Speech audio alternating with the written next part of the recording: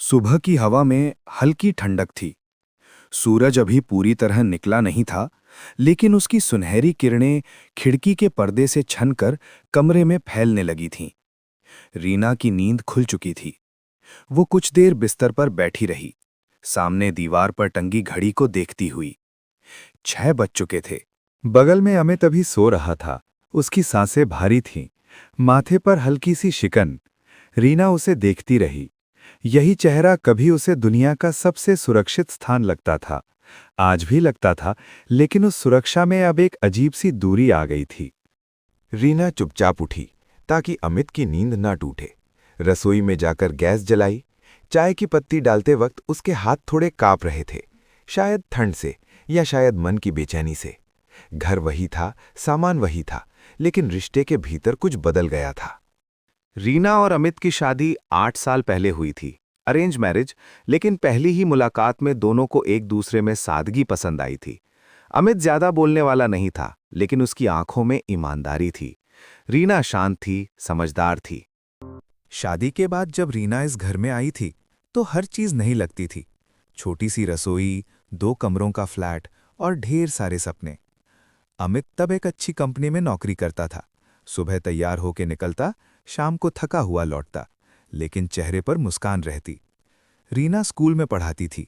दोनों की सैलरी से घर आराम से चल जाता था। रात को दोनों छत पर बैठकर चाय पीते, भविष्य की बातें करते। एक दिन अपना घर होगा, अमित कहता, और एक छोटा सा गार्डन, रीना जोड़ देती।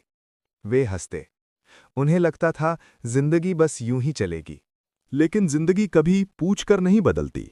एक दिन अमित शाम को जल्दी घर आ गया। उसका चेहरा उतरा हुआ था। रीना ने पूछा, सब तो ठीक है ना? क्या हुआ? आप उदास क्यों हो?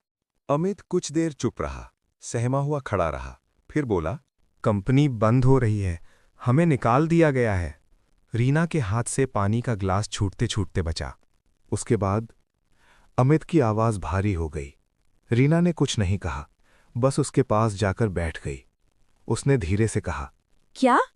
अगले महीने तक की सैलरी मिलेगी? उस रात अमित सो नहीं पाया। छत को घूरता रहा। उसके मन में सवालों की भीड़ थी। ईएमआई, खर्च, समाज, परिवार। रीना की नौकरी अब घर की रीढ़ बन चुकी थी। वो स्कूल में अतिरिक्त क्लास लेने लगी। बच्चों की कॉपी जांचते जांचते उसकी आंखें थक जाती, लेकिन वो शिकायत नहीं करती। वो जानती थी अमित पहले ही खुद से लड़ रहा है, लेकिन इंसान कितना ही मजबूत क्यों ना हो, थक जाता है। एक दिन रीना ने कहा, इस महीने थोड़ा खर्च संभाल कर करना पड़ेगा। अमित को ये बात तीर की तरह लगी। उसने रूखे स्वर में कहा, मुझे पता है। रीना चुप हो गई। उसे समझ आ गया कि अमित ने इसे ताना समझ लिया है। अब घर में बातें कम होने लगीं। पहले जहां हर छोटी बात साझा होती थी, अब वहां खामोशी थी। रात को दोनों एक ही बिस्तर पर होते, लेकिन मन दूर दूर। रीना कई बार कुछ कहना चाहती, लेकिन डरती, कहीं अमित और टूट न जाए। अमित भीतर ही भीतर खुद को बेकार समझने लगा। उसे लगने लगा कि वो रीना पर बोझ है। एक दिन रीना को स्कूल में प्रमोशन मिला। प्रिंसिपल ने उसकी मेहनत की तारीफ की, सैलरी भी बढ़ी। रीना खुशी से घर आई। अमित मोबाइल में लगा था। रीना खुशी से कहने लगी, मुझे प्रमोशन मिला है। अमित ने बस इतना कहा, अच्छा है। रीना का दिल बैठ गया। वो चाहती थी कि अमित खुश हो, उसे गले लगाए, लेकिन अमित के मन में तूफान था। उसे लगा अब वो पूरी तरह नाकाम हो चुका है। कुछ दिनों तक बात बिगड़ी रही। एक दिन रीना ने पूछा, तुम हमेशा चुप क्यों रहते हो? अमित ने धीरे से सहमी हुई आवाज में कहा, क्योंकि बोलने को कुछ बचा ही नहीं। अब घर तुम्हारे पैसे से चल रहा है। रीना सन्न रह गई। रीना की आवाज भी ऊंची हो गई। ये कैसी बात है? तुम्हें क्या पता?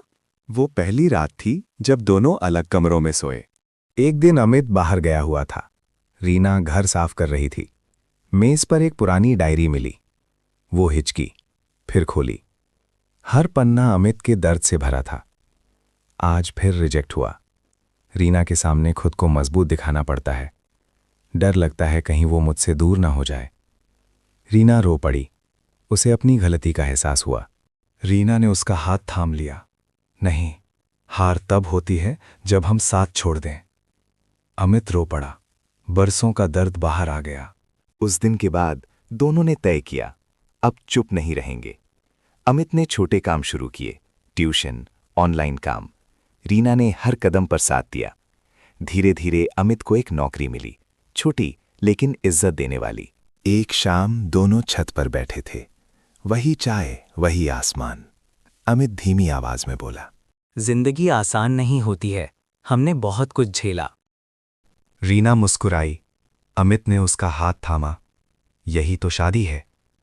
जिंदगी आसान नहीं हुई, लेकिन मजबूत हो गई, क्योंकि अब वे सिर्फ पति पत्नी नहीं थे, एक दूसरे की ताकत थे।